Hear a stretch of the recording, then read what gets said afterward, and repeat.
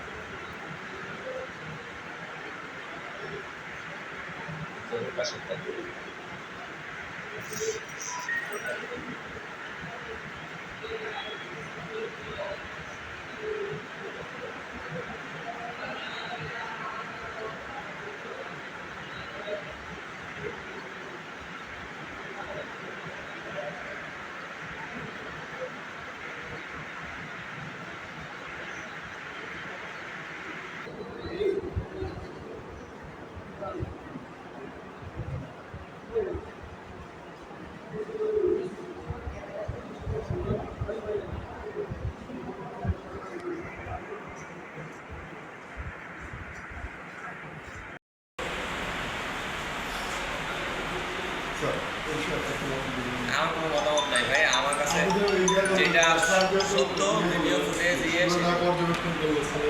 আমার কোনো বক্তব্য নেই। বক্তব্য হচ্ছে যারা করছে, মনে করেন আমি যদি ভুক্তভোগী হই, আমি পুলিশের কাছে আশ্রয় নিব, সহজ হিসাব। তো আমি এসে ভাঙচুর করতে পারবো না। আর এটা তো আসলে সাধারণ ভাঙচুর, এটা তো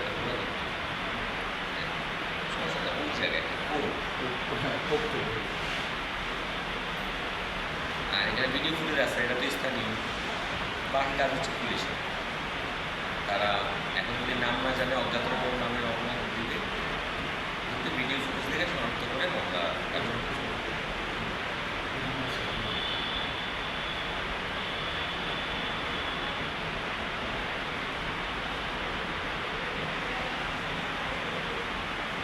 ব্যক্তির সাথে ব্যক্তির দ্বন্দ্ব লাগতে পারে, প্রতিষ্ঠানের কোনো ক্ষতি করা যাবে না। ব্যক্তি কাস্টডিতে অনেকে নাও দেখতে পারে।